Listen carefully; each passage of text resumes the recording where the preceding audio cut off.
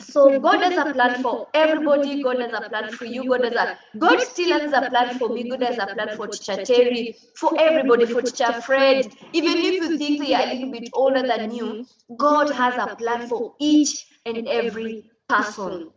And everybody, including us who are adults, we are all striving to ensure that we fulfill God's promises, to ensure that God's plans are, we accomplish God's plan, because that's the sole reason as to why we are who we are today. And that's the sole reason as why God created us, and that's the sole reason why we'll study, we'll go to school, you'll be requested to come and write a letter in the project, be taken photos, you'll be taken for camps, for rallies, for competition, so that in all those things you can be able to identify what is that one thing that God has called me to do. What is that particular thing that I can do? Okay.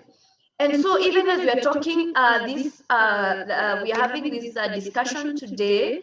I pray that God will reveal Himself to you.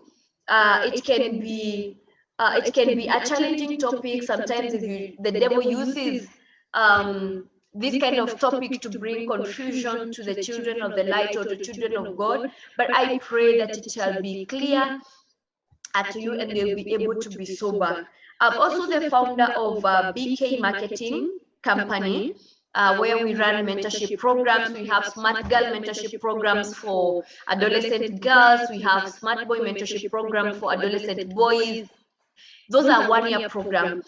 We don't really thrive in coming and training and going. We want us to develop a relationship with you for a whole year. Like tomorrow I'll be traveling to Busia, where one of the girls' Smart Mentorship class is graduating after 1-year program, and it shall be such an amazing celebration, seeing the girls go through some topics like sexual purity, going through topics like self-awareness, assertiveness, communication skills, leadership,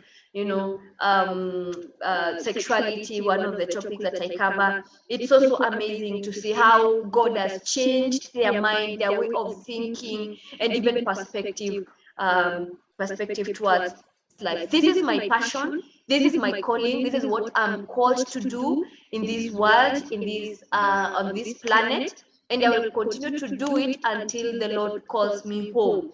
Because impacting lives is one of my purpose. Touching people's lives, especially the youth, is one of my purpose, and I'll do that till my last breath. Now, anyone who has ever heard this word, LGBTQ+, anyone who has ever heard this word, anyone who knows what it means, anyone who has ever seen these colors anywhere, it looks like a rainbow, the background, the pink, the red, the yellow, the blue, the green, the purple, you can name them. What does LGBTQ+ stand for? Anyone? Kuna mwenye anajua?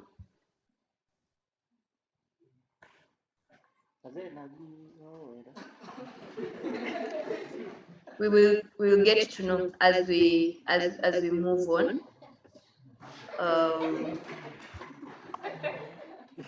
So these are the colors. It basically means lesbianism, gayism, bisexual, transgender, and queer. Plus stands for others. There are quite a number of these people who are having sexuality and sexual orientation issues.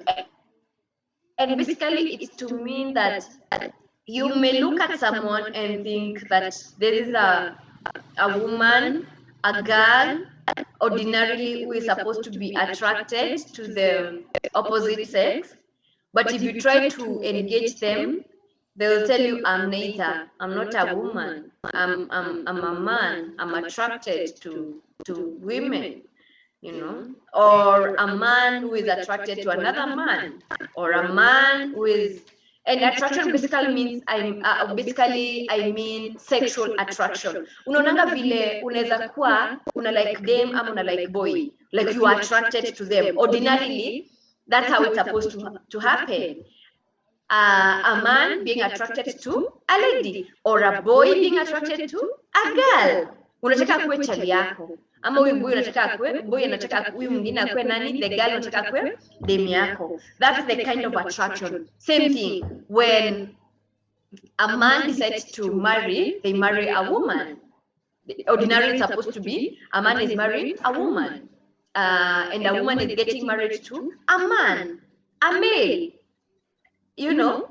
And when we talk about this category of people who are having sexual orientation issues, it basically means unaweza pata a boy who is attracted to another boy, or a girl who is attracted to another girl. So ni dem lakini anataka kuwa na girlfriend, you know, ama ni boy na anataka kuwa na boyfriend. Sexually attracted, sexual attraction, romantic attraction. And this is what we are basically talking about today. Have you ever had such cases in your school, maybe in a secondary school? Umesikia ule ni lesbian, that guy is a gay, ama umesikia word kama homosexuality, ama umesikia word kama straight. Straight refers to watu kama sisi wenye we are attracted to opposite sex. Okay, yeah, so this is basically what we are talking about, and I want you, if you have questions, you can ask them on the chat box and I'll be able to respond as we move on. All right, great. So my question is, why are we talking about sexuality and sexual orientation? Why are we talking about these things? Why are we talking about me being a female? Why are we talking about you being a boy? Why are we talking about relationships? I thought it's something that is very obvious, you know. Kama when ni boy, and we know you have the physical features of being a boy. If you are a girl, you are a girl.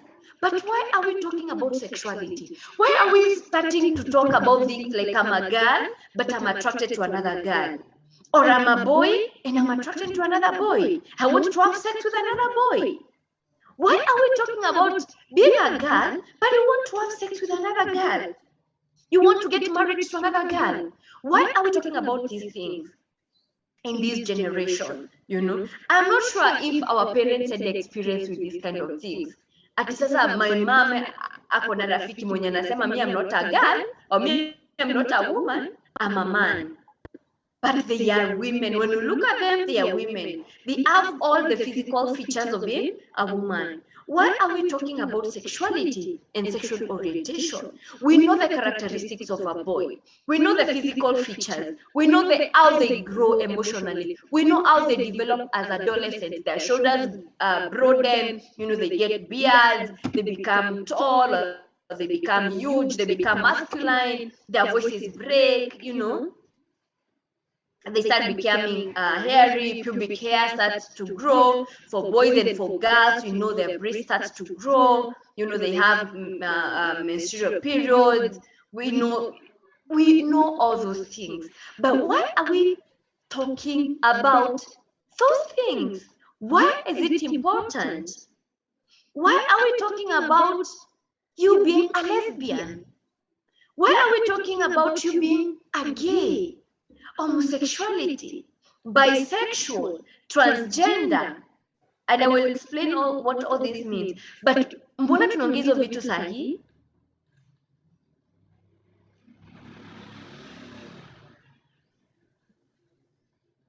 I deal with young people from age 13 to around 18 in our mentorship program, and I have seen questions that come up in relation to sexuality and sexual orientation. I have seen girls being confused of who they are, of their feelings. They hear your feelings, but they are confusing you. Like, why are you attracted to a boy? You are a girl, but you are wondering, why are you attracted to a boy? And you are a boy and unashanga, mbona na feelingi matu vitu nikiona msichana fulani, mbona nasikia kukaa na dem fulani, mbona nasikia you know, why am I feeling those things? For them that are attracted with the opposite sex, I tell them that is normal and you are okay. And you are growing, and it means you are on the right track. So we encourage them to embrace their feelings. Kama una feel unapenda huyo dem, it's okay to feel that way, you know, but jua that those are emotions and they are part of your growth. What you do with your emotions now is what matters. Okay? Sometimes you may feel like you just want to go to that girl, unataka kumkatie akue girlfriend yako, and then akikuwa girlfriend, because again these emotions hazikuangi up all the time. Hautakuwa unasikia napenda huyu mwingine, there is this other one, there is this one. They will never be like that.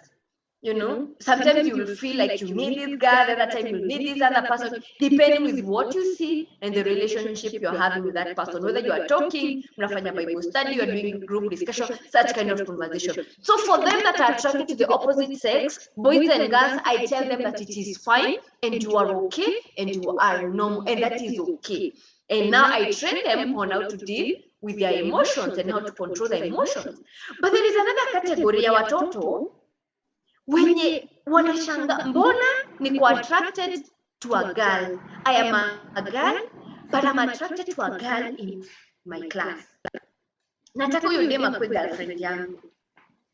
We have had cases of and stories where in girls' school, girls are having sex with test tubes or bananas.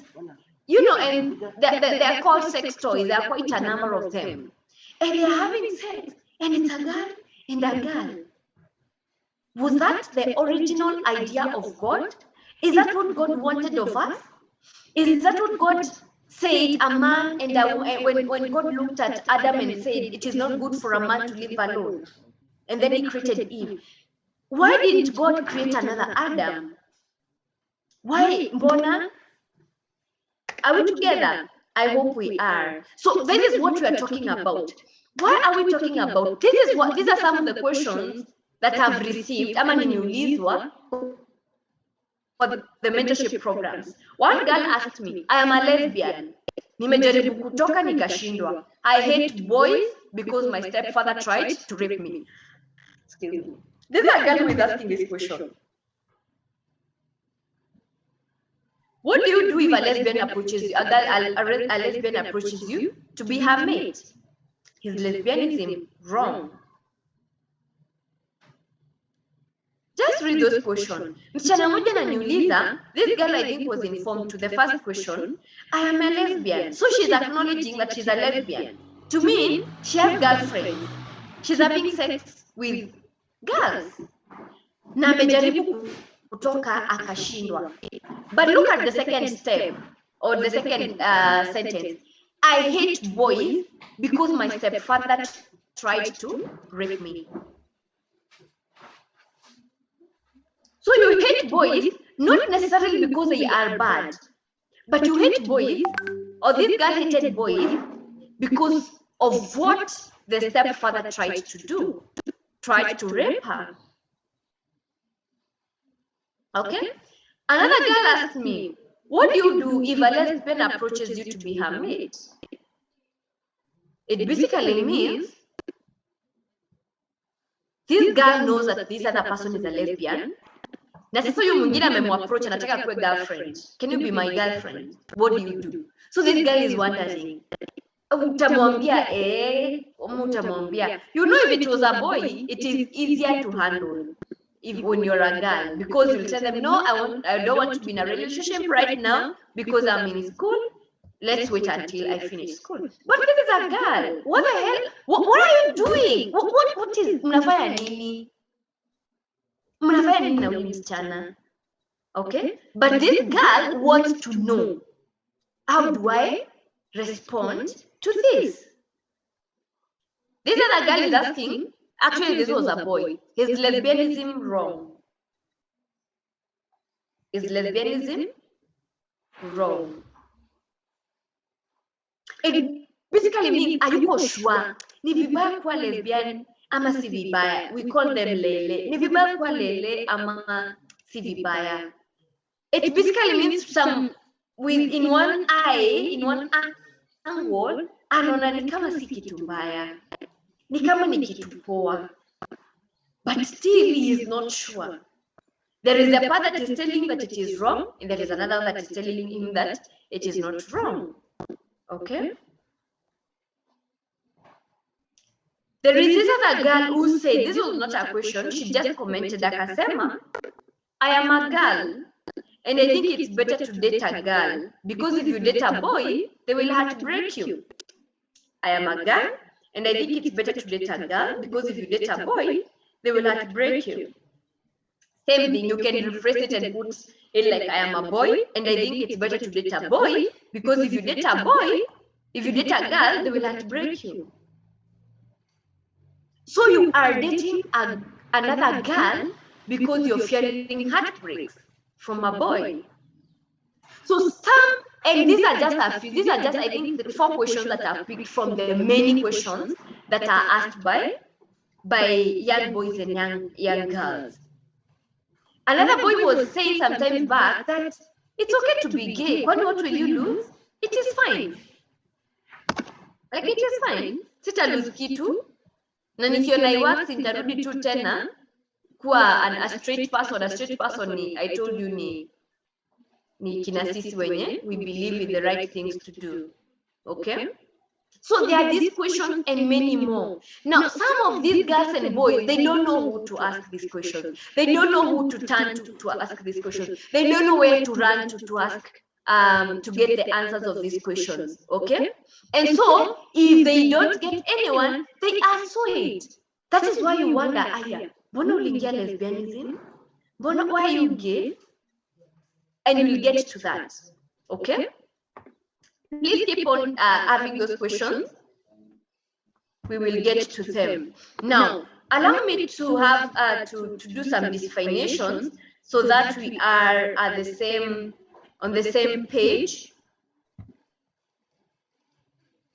When we are talking about sexuality, we are referring to habits and preferences in terms of sexual behavior. People express it in many ways, you know. Sexuality, these are the things that we can see. I see you talking like a girl. I see you behaving like a boy. I see you walking like a boy. I see you climbing trees like a boy, you know. So these are the things that habits and preferences. Zile tunaona of habits and preferences in terms of sexual behavior. So there is a way I can see you express yourself. Na nikuulize, you're a boy, but you're behaving like a girl.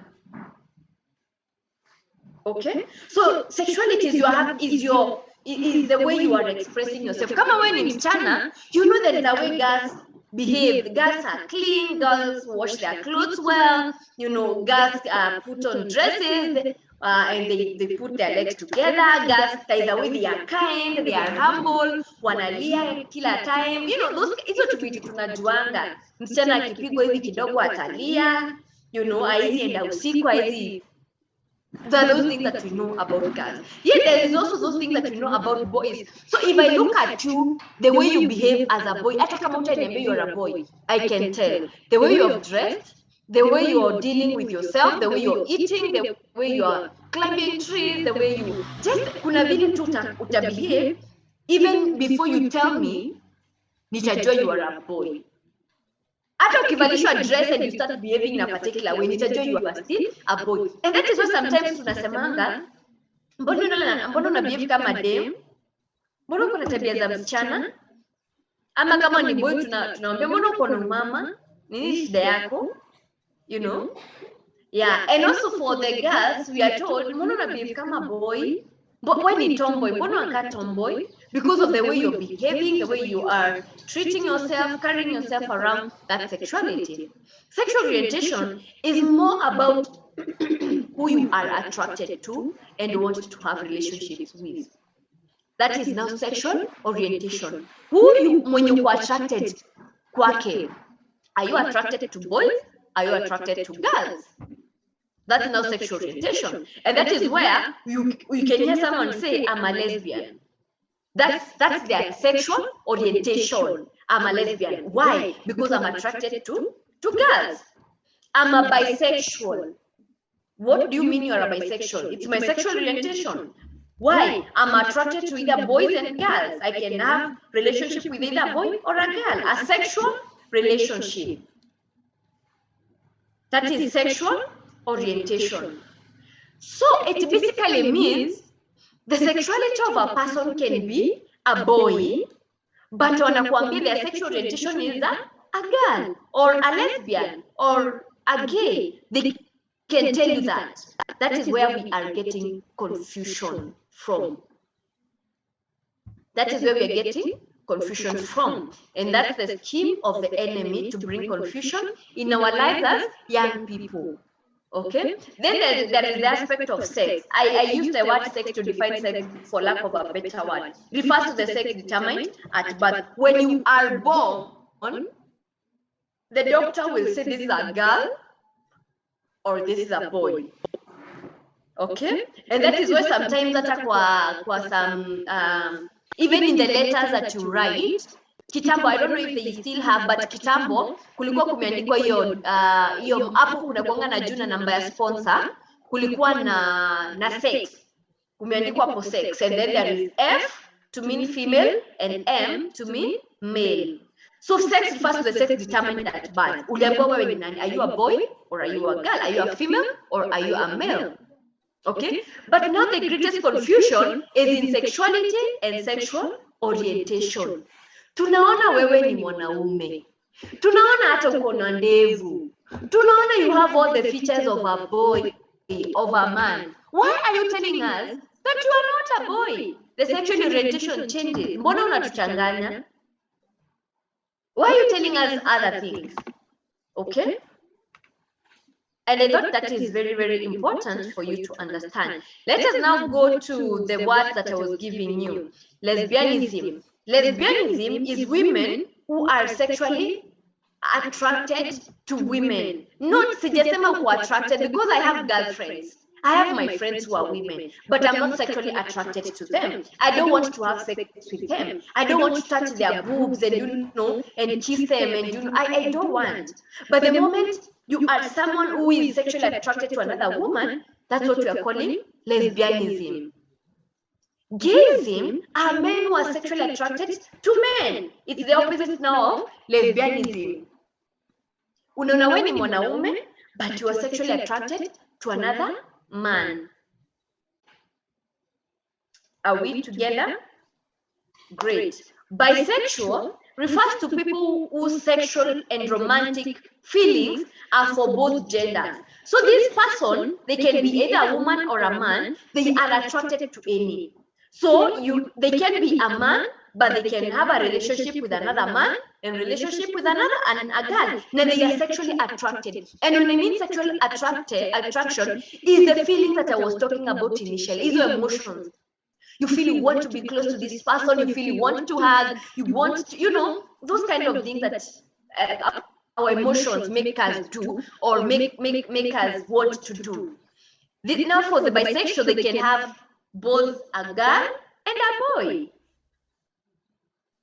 A girl and a boy. Whether they are boys or they can have that kind of relationship with either. Now, transgender is an umbrella term for people's gender identity differs from what is typically associated with the sex they were assigned at birth. Now, there are quite a number of these guys. They are not only lesbianism, gayism, bisexual, transgender, and queer. Ni wanakuanga wengi.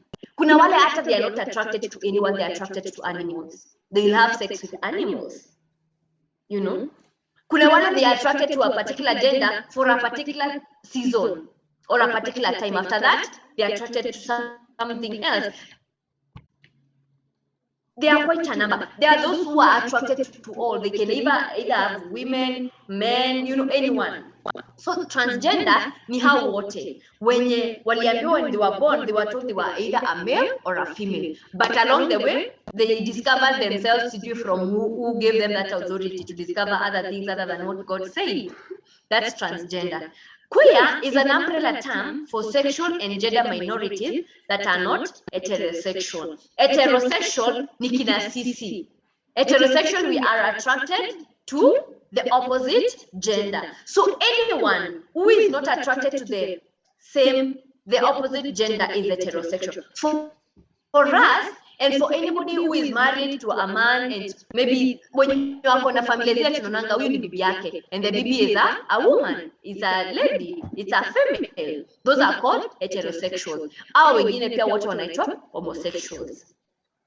Are we together?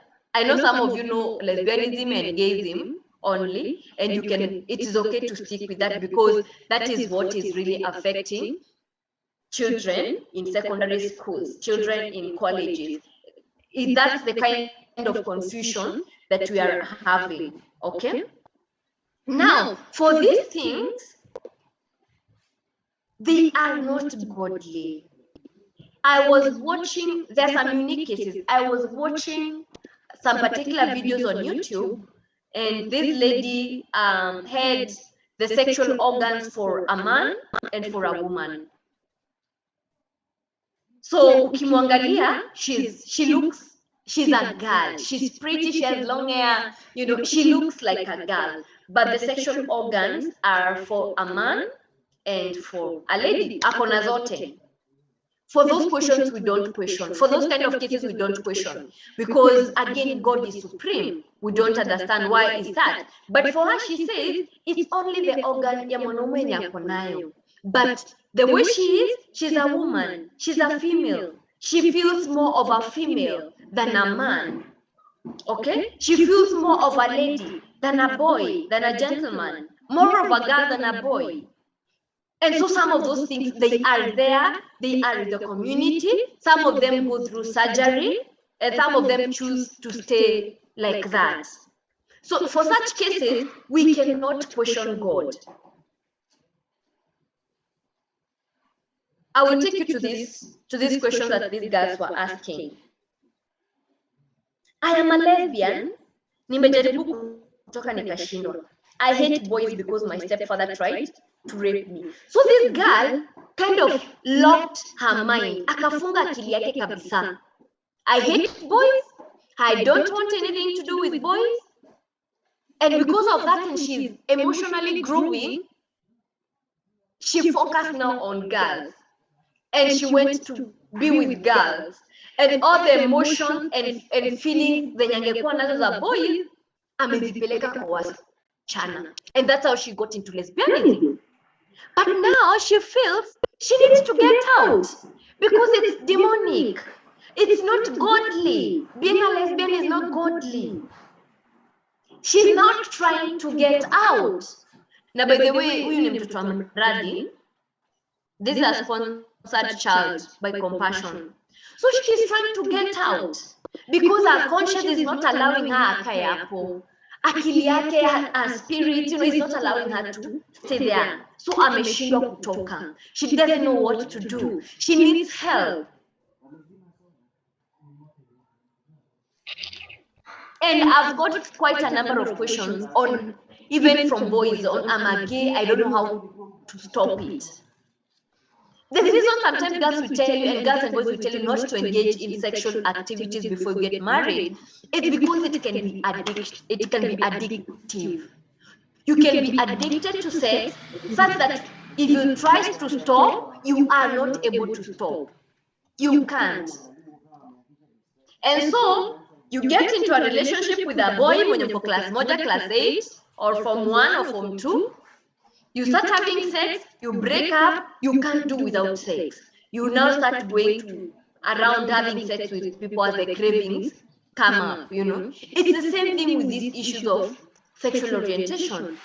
It is addictive. You become a lesbian, it's like taking alcohol or mtu wa sigara. It's not easy to tell mtu wa sigara, wacha kukunywa sigara, wacha kuvuta sigara, ama mlevi, wacha kulewa. It is not easy. Because it is addictive. So this girl is trying.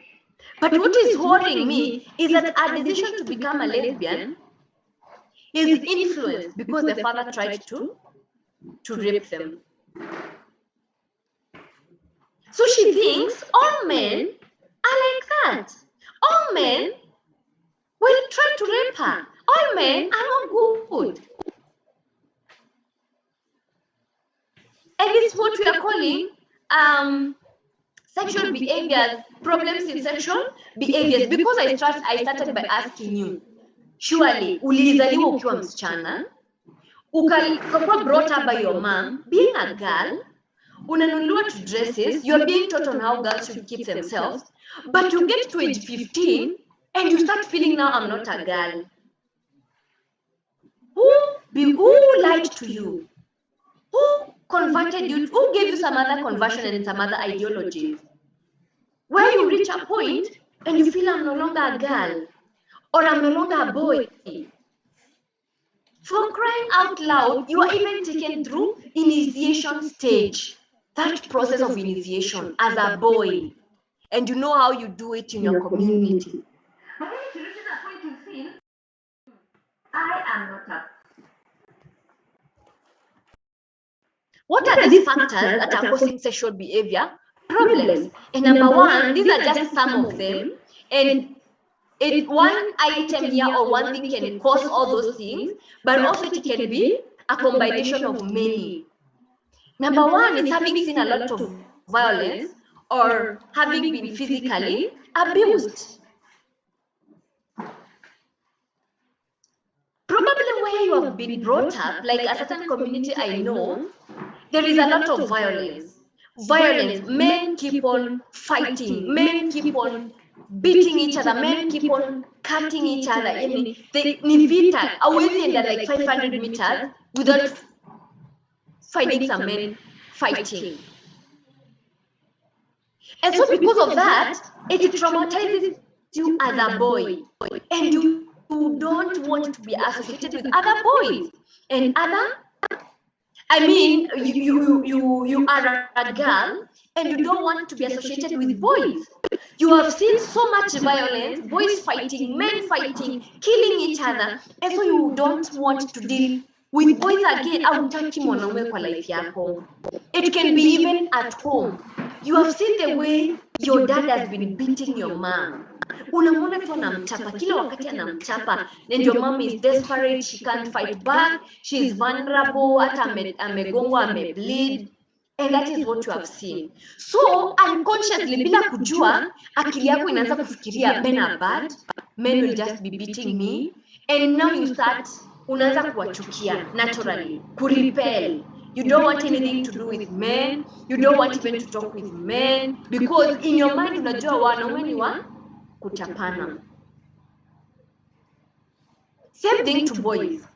There are some women who will abuse their husbands. And maybe you have been in that setup. Maybe your relatives or whoever.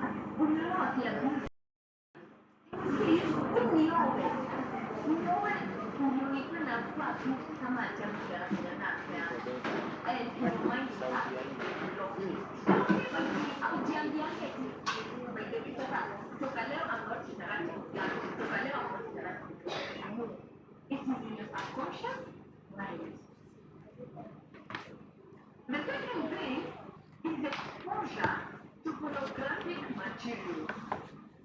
Kuna watch porno. Shule tumelemana waletanga magazine, kila siku wanaleta magazine za pornography. And those pornographic materials, some are made by lesbians, by gays, transgender. Some are, and they are acting by the way. It's commercial. They act and they sell. So whether they do those things in real life or not, but they in the biashara yao. Hapo unaenda tu ukienda lab, shuleni kuna computer lab. And what people supposed to watch, they are pornographic material. YouTube, pictures. When you go to Facebook, Instagram, the accounts that you're following. Yes, I think for sawa ama tutumie tu hii. And because of the curiosity that is raised, you know what to find out. He saw this man and this girl having such a good relationship. I want you to try it. Niko na dawa, hata wako wanatishana. Hata nikiwa na gari la nje, nataka because of what you saw. Also, some movies promote lesbianism, some promote gay. And because of treating each other, wananunuliana flowers, wananunuliana gift. you also want to try it out. Curiosity, because again, at the stage where you are in, you are allowed to be curious and you try to experiment so many things. That is why when some of you will have sex, just to have a feel, how does it feel? Let me try. Because you are curious. And maybe everybody else in your circle is doing it. So just say to unataka to have sex. No, you just want to try. Let me have a feeling of how it feels. So the moment you watch these movies, you listen to this kind of music that are promoting lesbianism, your curiosity is aroused. You want to try. Let me try how it feels to have a relationship with a girl.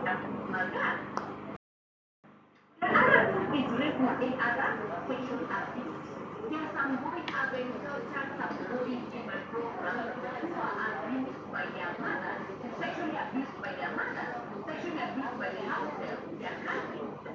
And because of that, some of them developed a very negative attitude towards them, towards the auntie, towards the uncle. Some of them have been sodomized. I've heard cases of boys being sodomized. You know? Mwanaume anakushika na you are a boy but a man. And because of what happened, you want to do it as differently. You will never finish that. Because someone did that to you, you also want to finish someone else. So you will either start sodomizing other young boys, or you start having sexual activity with other boys. Because you want, it was like you were isolated. This is me, I will be sodomized, we can do anything, and I also want to continue. If it is a girl, you are in. But someone you really love can be your father. Someone that you trusted, your brother, your cousin, and they get you. And you've never ever shared with anyone. And you will have yourself bitter about going and about praying. Just like that guy who delivered and never they were raped by. You are raped by they are their stepfather also rapes them. And because of this, unataka tu either kujificha ama you just hate the opposite gender because of what they did. The other thing that causes these problems of sexual behavior is called adolescent dilemma. You don't know what to do. When in a church, the opposite is that you need to be attracted, the opposite sex, lesbianism is wrong, gayism is wrong, bisexual is wrong, and all that. We are training you to distribute the project from Latin into the same gospel. But then when you go to the school, some people in Christian Union, they agree those things. When you go to the media, for news, some prominent people agree those things. Even in your own families, or even in schools, you know, like unaweza niambia huyu ni lesbian na yule, like no. Even if it's in school, unaweza point out mtu mwenye ni lesbian. Kama adolescent who is broken naturally, you are left wondering, which is the best decision to do? What is the best thing to do? Am I mimi nani? Nifanye nini? What is expected of me? And it brings a kind of confusion. And because of that, you now want to try things out. Again, adolescent dilemma raising curiosity. You want to try it out. The other thing that may cause these behaviors is insecurities. Umekaa in a community where marriages don't work. Where wasichana wakiekwa ball na boy wanaachangwa. And what happens is that the girls drop from school and men run away. There is nothing that is happening. There is nothing that happened to them. The other thing that you might have seen is insecurity that this boy will have to break you. And because you know we girls, we are kind, we are loving, we are all those kind of things. So you think if you have now a relationship with another girl, they will not heartbreak you. They will not leave you for another person. They will not even impregnate you, impregnate. So you kind of feel secure with them. And you feel insecure with the opposite sex. Same thing to the boys. You feel, if I have girls, wataenda kwa baba, wataenda kwa sponsors. na mimi sina pesa, wataniacha. Na tena nikikaa na dem naweza mweka ball, na sitaki kumweka mimba, so let me have a boy. And that's how some of us make the decision to get into homosexuality. And the last one for now is the traumas.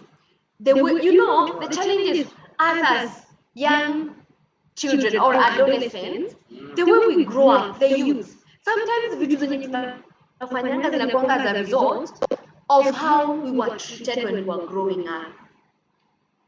For example, if you are in an environment or your family is where chakula haitoshangi, once you go to a wedding, mali unajisafia ama an environment where there is plenty of food, ni wale watu wanajijazia sahani hivi. Utajaza sahani until hata kama ni kumwagika, imwagike. Why? Because you have been in an environment where chakula haitoshangi.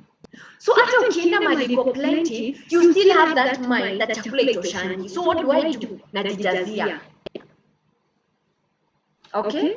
It is the same thing. Kama umegrow up na watoto wengi where the resources in the family are not enough. For example, chai ikipikwa haitoshi, chakula haitoshi, kinunuliwa pens hazitoshi, mzazi haidi afford kuwanunulia nyi wote pens. So umegrow in an environment ya kuscramble. Una scramble too for everything. You are struggling to get whatever. You are fighting to get that cup of tea. You are fighting to get that dress. You are fighting. Your resources are not enough. You are fighting. Like really, kila mtu anafightia that thing. So even when you go to the project, mali mnaambiwa kila mtoto wako na nguo yake ya Christmas. Kila mtoto wako si unaandika gift utapewa. You realize you're feeling like you want to struggle. Unataka kuwa kwa line number ya kwanza ama ya pili, and you are fighting and you want to struggle because you are used to struggling. You are used to fighting for what you want. You are used to, always you have to use aggression. Lazima ufight tu ndio upate kitu yenye umepata. Those are some of the things that you are calling traumas. Vitu zenye ulifanywa ukiwa mdogo ama kwa environment yako when you are growing up which are affecting you negatively right now. Unaweza pia kuwa when you are growing up as a child, ukipigwa ukikuja ukiambia mzazi akusikize na kwambia utachapwa achije. Mbona unakubali mtu akuchape? Si hata umchape. You keep quiet. Unakuja unamwambia teacher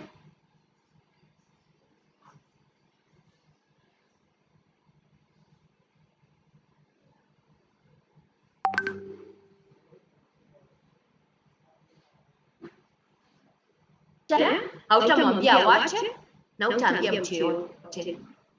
Mtu akikuja akikukanyanga ama akikufanyia kitu mbaya, amekuibia kalamu ama amechukua chakula yako something, you will not talk. You will keep quiet. Why? Because when you are growing up as a child, ukigrow, ulikuwa unajua every time ukiambia mzazi ama ukiambia mwalimu, they are not listening to you. So you grew up knowing there is no one who listens to me.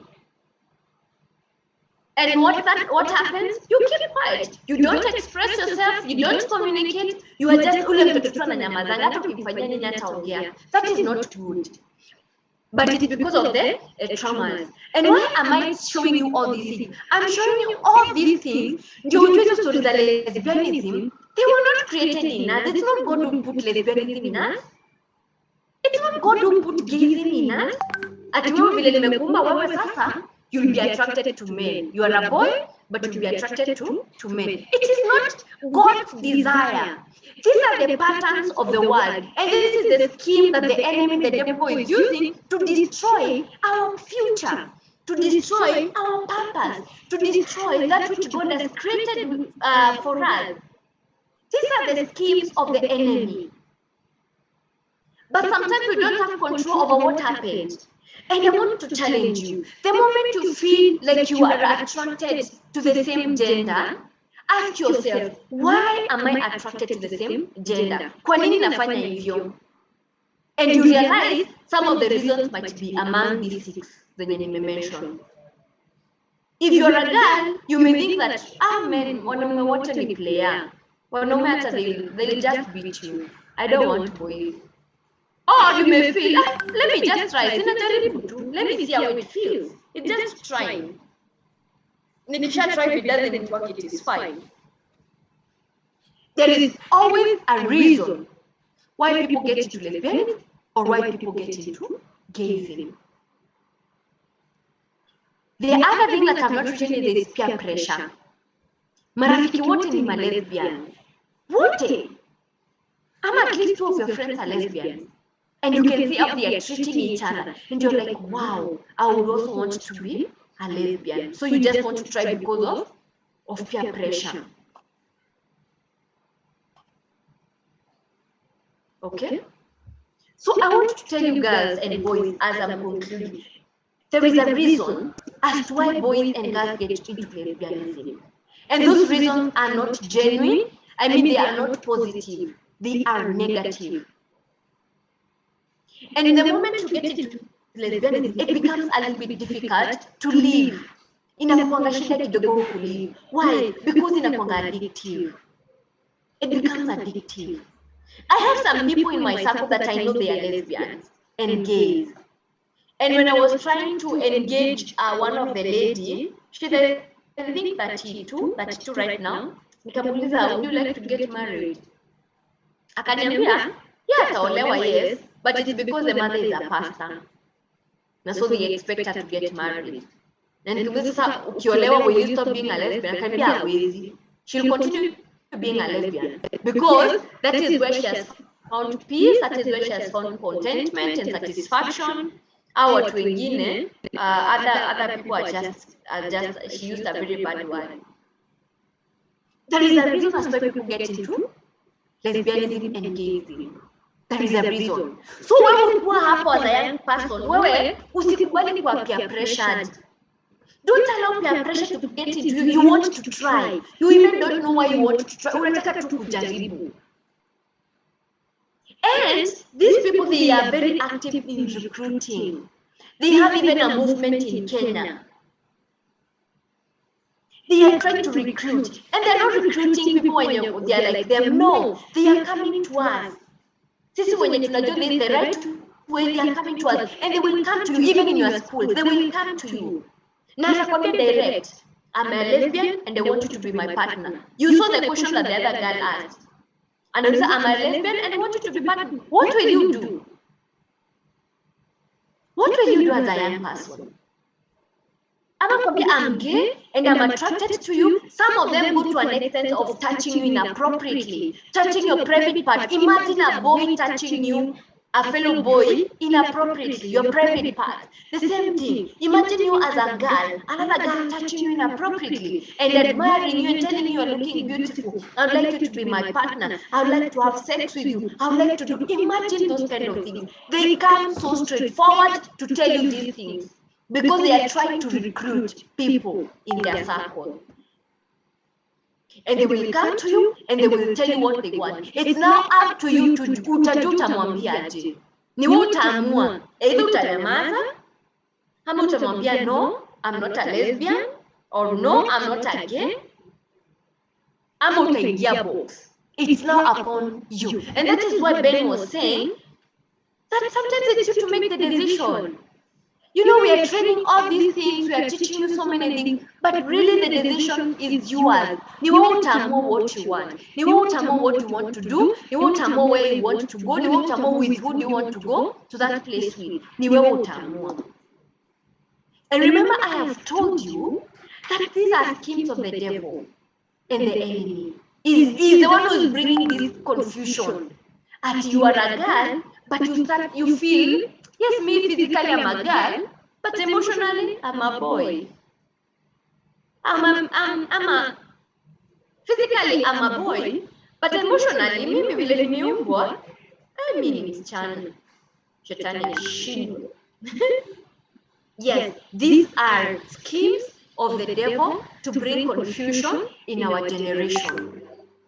And my prayer and my desire is that you will be sober enough to know when these people come to you and you say no. That is not even a topic of discussion.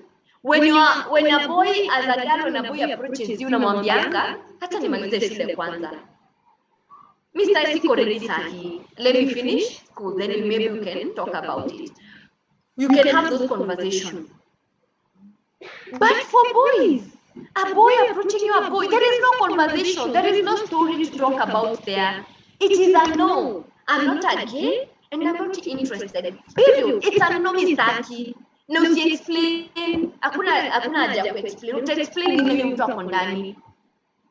If you try to explain and try to have discussion, they will try to show you reasons as to why you need to be a gay or reasons as to why you need to be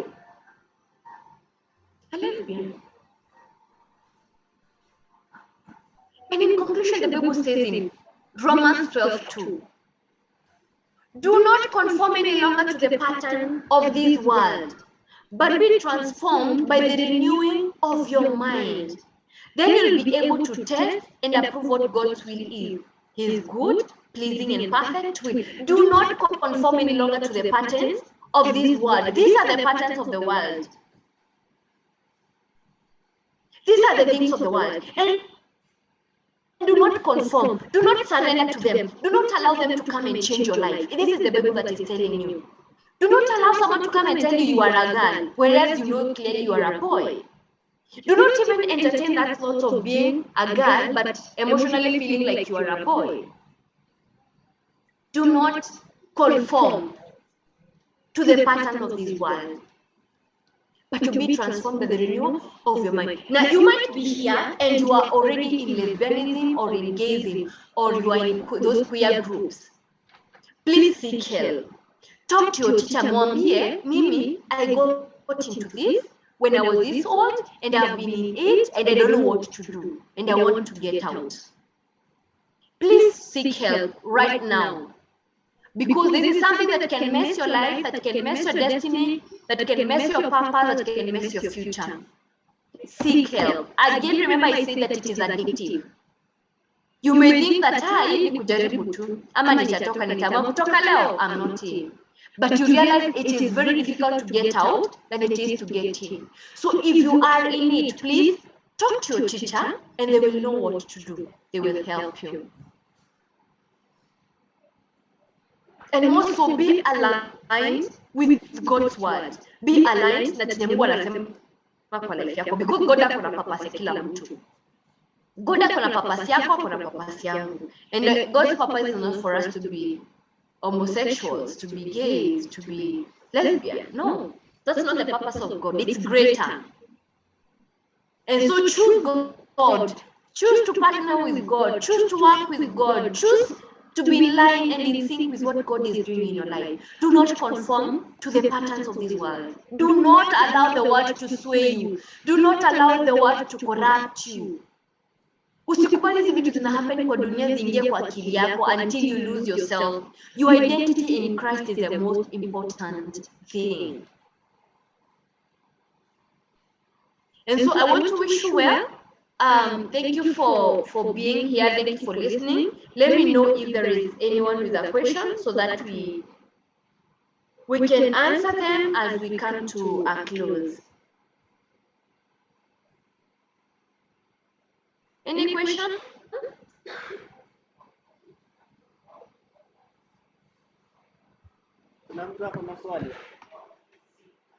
I'm not seeing any.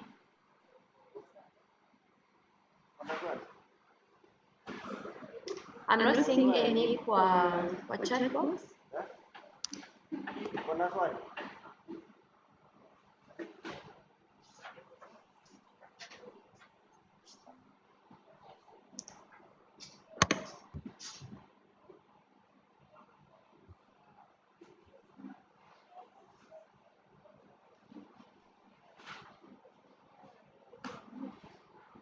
Any question?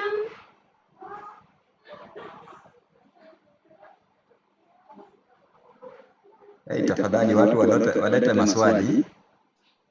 Please help the youth to ask questions.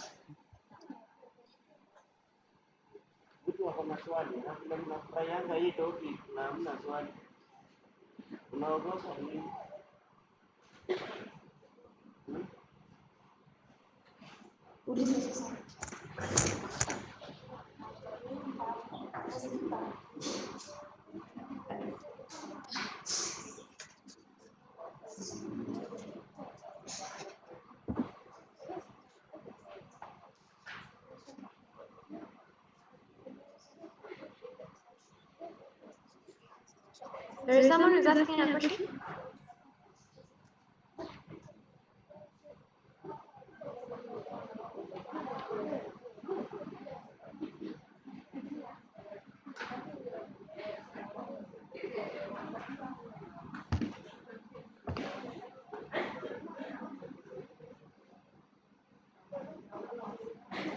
Ben, it seems there is no question. I'm not sure if I was clear enough. I'm not sure if I was audible.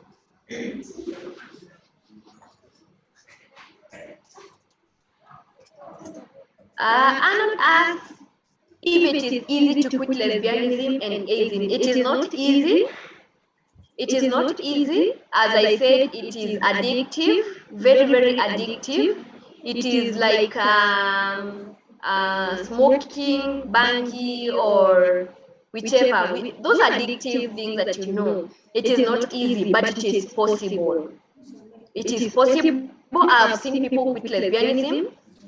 In the long run, it's being a journey, but also I've seen people who have struggled, who have just made a decision and it worked. Just the way some people get born again and they just leave everything, and still some get born again and they still struggle with drunkenness and smoking.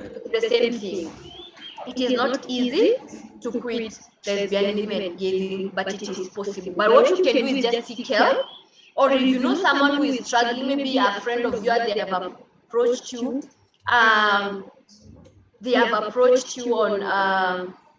on what they need to do. Maybe they want to leave and hawajui watafanya aje.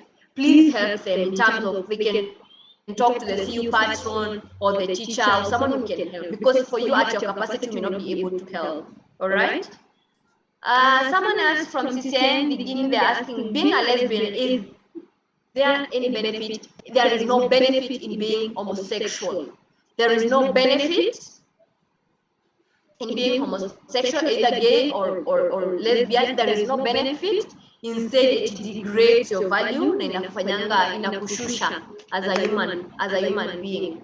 Naturally, sex is for the opposite gender, a man and a woman. So how come that you're having sex with another woman? You know, so there is no benefit at all. How can anyone help anyone to stop gayism? Yes, I have mentioned that it is not easy, but you're at your level, you can just be friends with him. Maybe you can pray with them. Maybe you can help them even join the fellowships that you go. You can help them change their friends, you know. That's at the level that you can help. But now the deeper, like kutoka kabisa, you need deeper help, like in terms of talking to an adult for you to be able to overcome that. Let's ask if you could touch a little on masturbation. Yes, masturbation also is a topic that falls on sexuality and sexual orientation. Also something that is very, very addictive.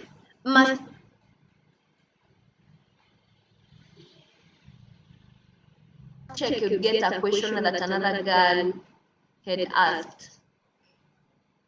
Yeah, but masturbation is when someone wants to satisfy themselves sexually, whether by using their hands or using an item that is within their reach, but you don't want to be, you want that sexual satisfaction to come from yourself. Now that we keep on saying, oh, do not have sex, wait until marriage, or don't, there are people who now take advantage of that. Well, I say, this is not sex, I'm masturbating, I am feeling pressured to do this and I have to do this. It is not right. Okay, it is not right, again, because that was not God's design way of doing things. It was not God's design way of approaching each and every thing, you know. And so when you start now doing masturbating, again, masturbating can be as a result of the things that I mentioned, but most it comes as a result of peer pressure or being curious. You just want to know what happens when I do it myself, and you try to do it. Then you masturbate and you feel you're being sexually satisfied. The following day you want to do it. The third day you want to do it. So it becomes a habit. Okay, it becomes a habit, and it's very demonic, really. So let me go back to the question. Nione kama nimejibu. Or they had said you can touch a little bit about on masturbation. Yeah, so masturbation basically it's when someone wants to satisfy themselves sexually. If you can, do not get into it. If you see someone who is masturbating, those guys can even stay without getting married for the rest of their life, and they are okay. And once someone does start masturbating, it becomes difficult for them to be sexually satisfied by the opposite sex, because there is a way they are used in doing it. Okay? How can I overcome pornography? Also, pornography is addictive. Very, very addictive. So it is you now to choose to seek help, because it's not something that I can tell you just stop doing it. Of course, what I can tell you, where do you get the pornography from, pornographic materials? Is it phone? Is it magazines? Is it through computers in schools or in your project? Where do you access these things from? Okay, because now if you access them from phone, just don't buy bundles. If you really want to overcome, don't buy bundles. Don't get into internet. If you use your sister's phone or your brother's, just don't borrow their phone. Okay?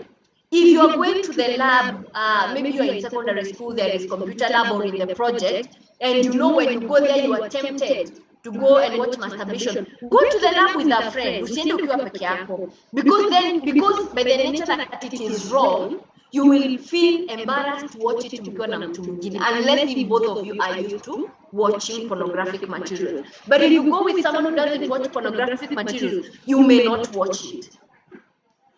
So it is a choice that you make, just the way you make a choice to wake up early at 7 so that you are in the project by 8:30. It's the same thing. You can decide, I want to stop this and I'm not going to do it. But more so, talk to someone about it.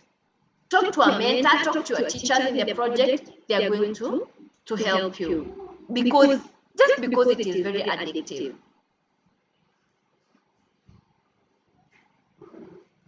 Why do many people practice masturbation? What is masturbation? Is it bad to have a boyfriend? I said masturbation is when someone starts to satisfy themselves sexually using whichever thing that is within their disposal. But they just, like, there was a place I was living in Kitambo, and there is this man who would come, Chini, because I was living upstairs. So this guy would come every morning at around 5:30, because that's the time I used to wake up and nafungua curtain to do my devotion. So every time I'm drawing my curtains, I'm seeing this guy, and he would masturbate because they use their hands, and it is in public. But again, you see, it's early morning, so see what wengi, and he would come that place, that point, every single day until nikahama that place. Okay, sikuhama kwa sababu yake because it wasn't affecting me in any way. But to the point I hammered, that guy was still doing those things. Okay? So masturbation is trying to satisfy yourself sexually, and it has so many disadvantages or the bad side of it. First, you may be embarrassed, maybe you'll be found out, because when the craving comes, you're not able to stop. It is addictive. All issues to do with sexuality, sex, sexual satisfaction are addictive. So it may come and you may think that you are in a safe place where you can masturbate, but you're found. Embarrassment. Secondly, it degrades you as a human person. It puts you at a lower level as a human person. Thirdly, you may not be satisfied when you get to that point of marriage and you want to settle. You may not be satisfied sexually as a girl or as a boy. And so you may continue being masturbating, which will end up destroying your marriage. Is it bad to have a boyfriend? It is not bad to have a boyfriend when you are ready for marriage. When you are ready for marriage, now you can start dating. But if you're not ready for marriage, why do you want to have a boyfriend? For what reason? What relationship? How are they going to help you? Because again, there is a lot of emotional entanglement that is involved when you're having this romantic relationship. So it is not bad to have a boyfriend, but if you are ready for marriage. Okay?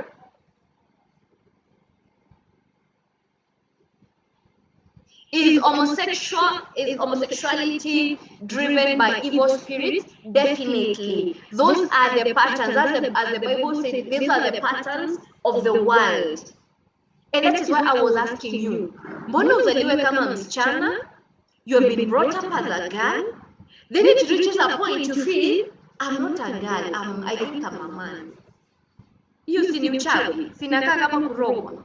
So yes, homosexuality is driven by evil spirits. And as Christians, those are things that we need to overcome and things that we need to pray about and to be intentional about. That you are not found in a place where you will compromise your sexuality as a person.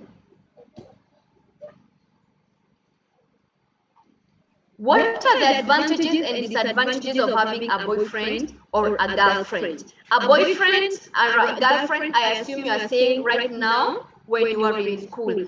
First, I will ask you, why do you want to have a girlfriend? What you tell me the advantages of having a girlfriend. What are the advantages of having a boyfriend? I know you tell me, oh, we'll be revising together, oh, you will be sharing books.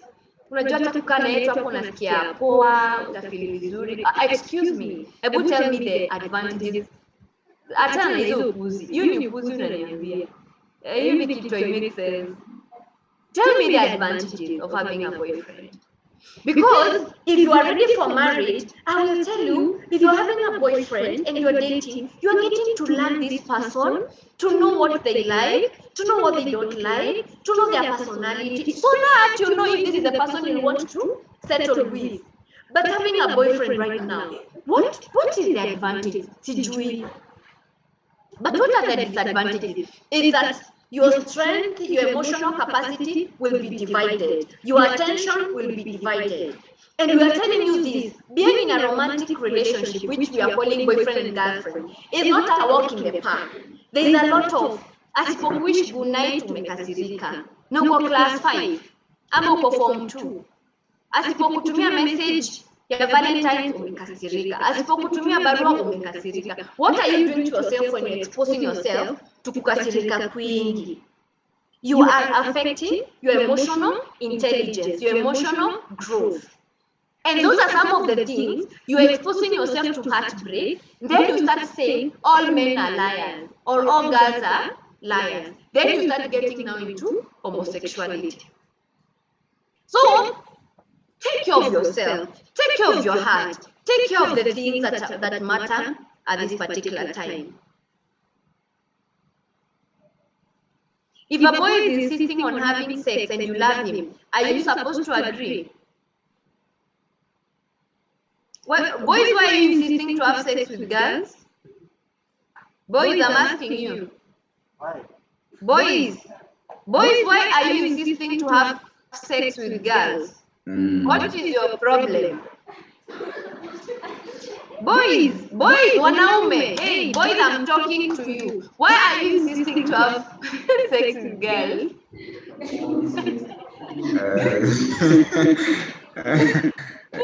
It is a way of experimenting, you know. Those are some of the things that we do face on a daily basis. On a daily curiosity. Yes. Of course. You just got to try.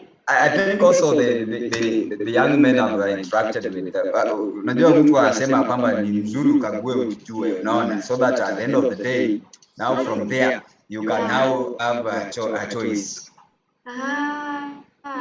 So ni kujuana. You boys want to know the girls, huh? Nani aliwatuma? Now, if a boy is insisting on having sex, what's your stand as a girl? By the way, in current generation, even girls are insisting to have sex with boys. It's not only boys insisting. Even girls are pursuing boys so that they have sex with them. But I want to ask you, what's your value as a girl, as a boy? What's your stand? Because if your stand is no sex till marriage, then that will be easy for you. It will be a yes or no.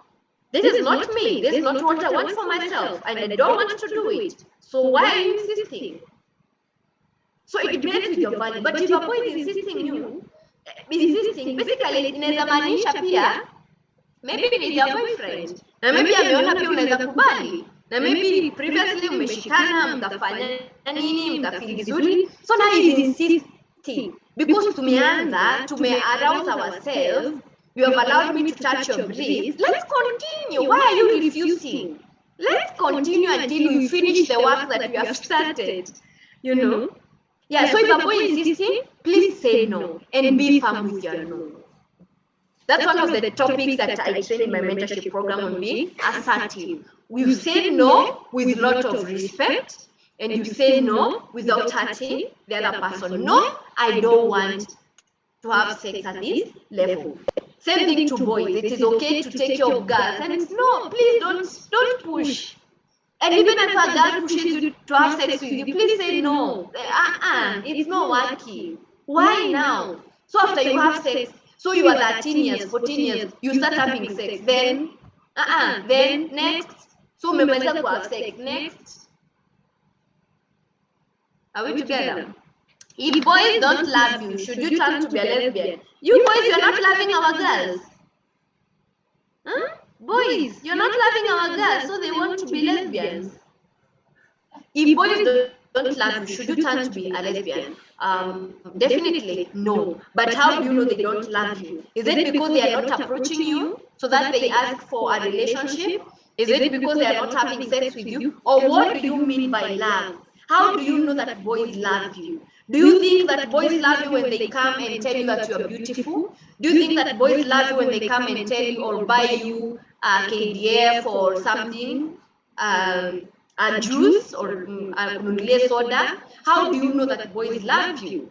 You know, because the only way I can know someone loves me is when they come and tell me, Brenda, I love you. And also now the actions that follow their words.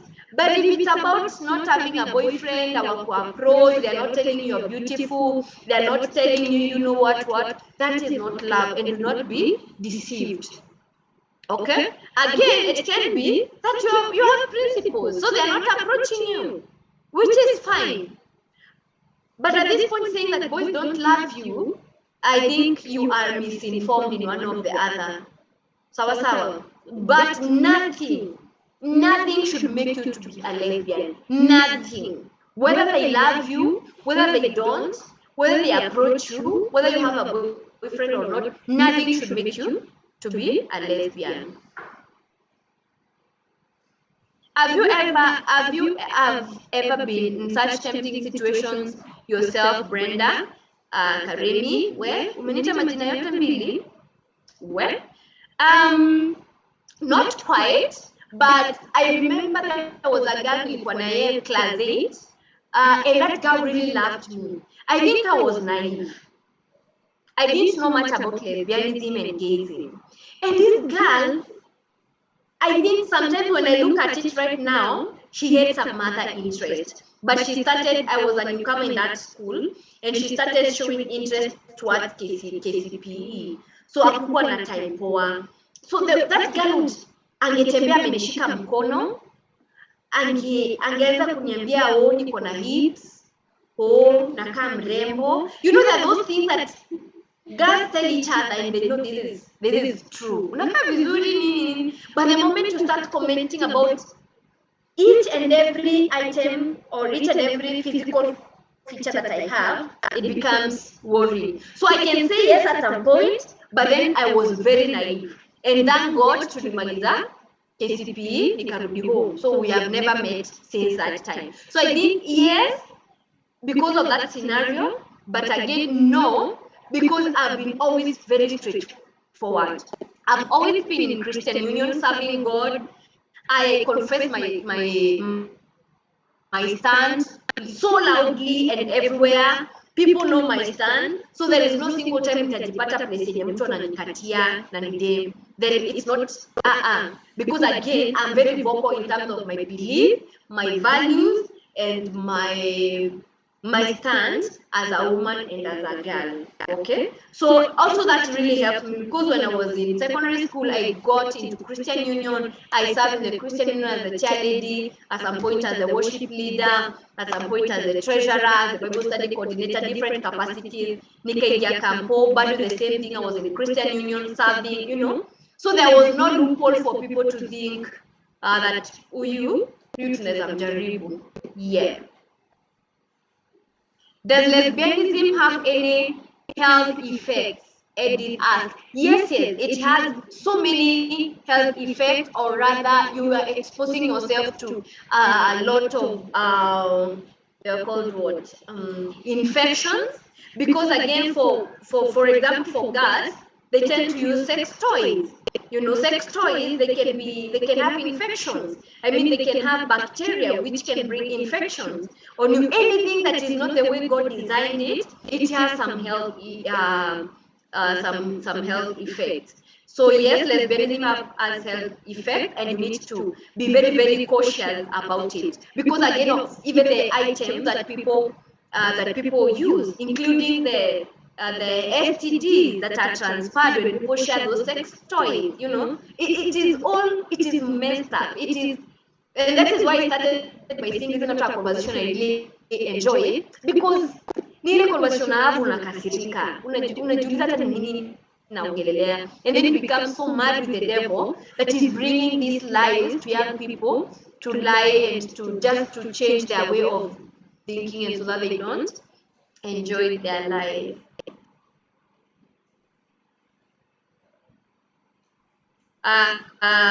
Okay. I feel like advising my friend who is a lesbian. How do I start? Quiz from I feel like advising my friend who is a lesbian. How do I start? Do you know first if they are lesbian? Because if you don't have facts that they are lesbian, inaweza kupeleka kwa shida. If you are in school, unaweza peleka kwa mwalimu na uchapwe, mtu akwambie umemwita lesbian and you are not. So unless if you know they are lesbians, or wamekwambia, or you have seen them, or you have asked them, they have confessed that they are lesbian. So from there, you start with this knowledge and you may learn. You start asking them questions. So why are you a lesbian? And most likely, they will give you some of the reasons. Reasons why people we have sexual orientation issues. They will give you try to ask, mbona wewe ni lesbian? Una feeling aje? So for how long do you think you'll be a lesbian? Do you want to be, do you have to have a family at some point?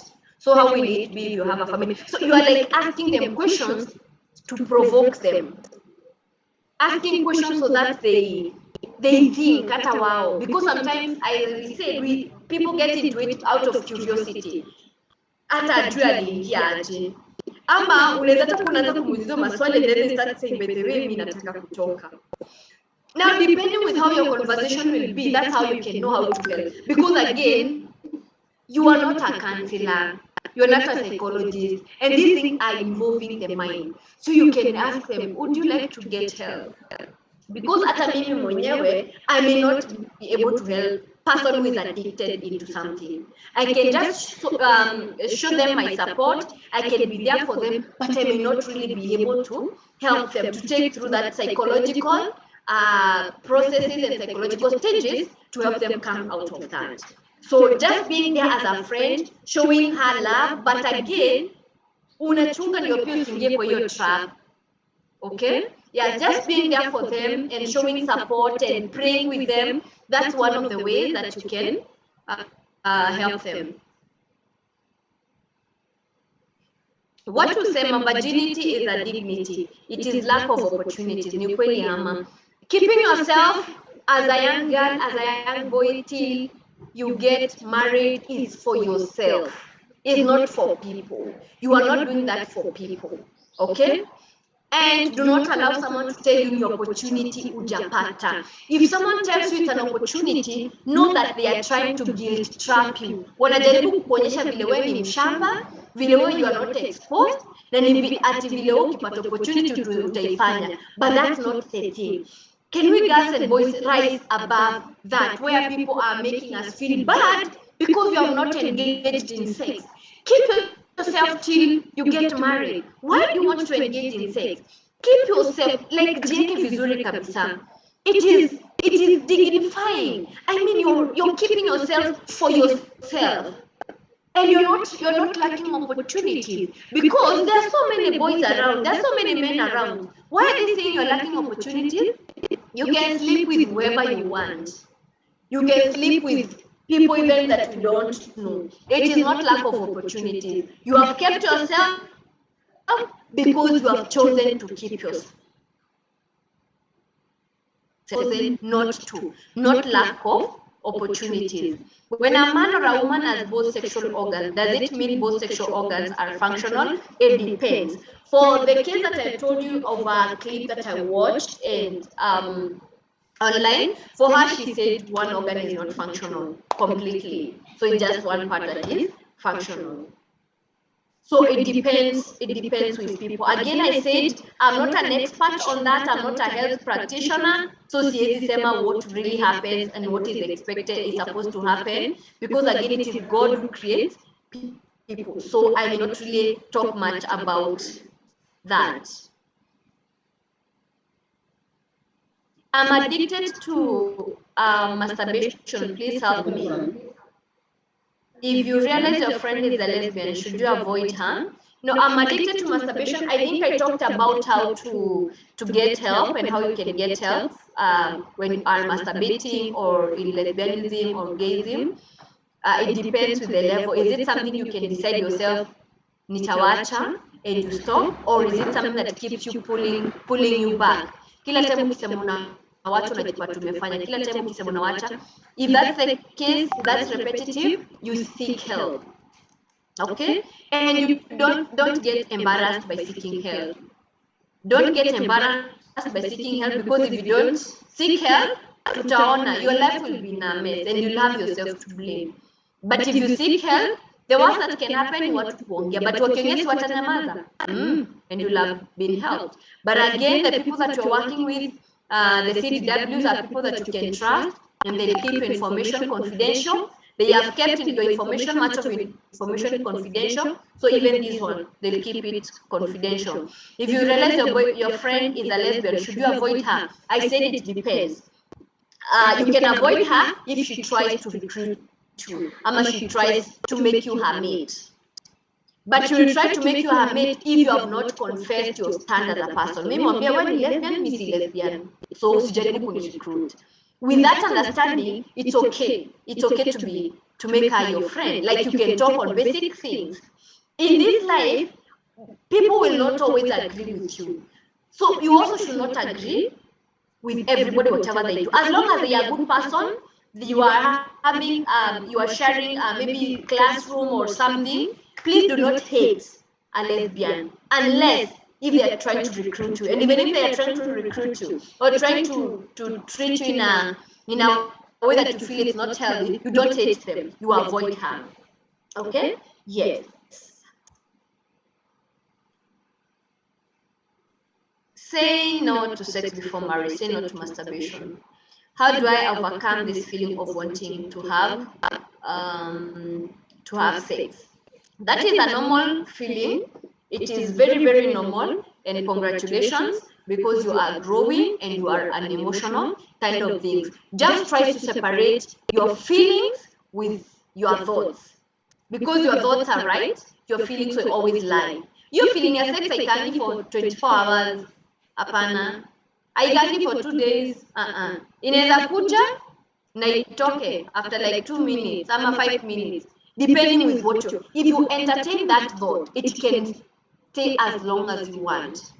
If you entertain the thought of having sex, it'll grow until the next thing you are having sex. But if you try to push it away, like this is a thought, and you just brush it off, you try to distract yourself. If you are seated alone in the house and those thoughts za sex zimekuja, toka nje, enda utafutie ng'ombe chakula. Kama you're in class, omba ruhusa, kimbia washroom. Just distract yourself. If you are reading, a particular subject, stop, maybe simama, stretch yourself, talk to someone, just distract yourself. That's one of the best ways to overcome the feelings of wanting to have sex. I think we should not give up on our friends. Let's not get tired of talking to them. That is very perfect. Let's not give up talking to our friends and sharing our love with them, but have boundaries. You can't be a friend, or you can't keep talking to someone who is touching you inappropriately, who is not respecting your values, who is not respecting your stand as a person. If you find that this person is taking advantage of that, please keep your distance. You can be praying for them at a distance, but keep your distance. Why? Because then if you continue entertaining that, utajipata hata wewe umefall into that. How do I overcome opposite sex attraction? Do not overcome this opposite sex attraction. It is not supposed to be overcome. No, because you are normal and you are growing. What you do with now, the attraction is what you need to overcome. When you have this attraction to opposite sex, what do? Unaendanga kwake, unaanza kumuongelesha, what do? Because opposite sex attraction is normal. It is very normal, and usitake kuovercome. The what to overcome is what you do with it. Because this opposite sex attraction is what brings, it can bring the sexual feelings, feelings of wanting to have sex. It can bring jealousy. Maybe you want a certain boy and that boy is giving attention to a certain girl, so it can bring jealousy. Now, what you do with the feelings that come out of the opposite sex attraction is now what you overcome. Why is a man akiwa na another man feels nothing, but when with a girl, things change? Because you are supposed to be attracted to the opposite sex. Yeah, and what you are calling abnormal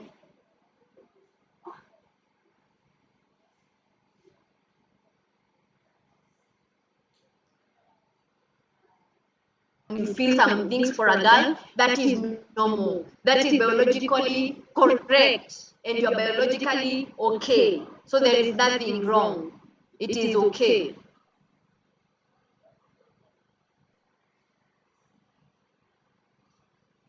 I think I've answered all the questions, if I'm not wrong.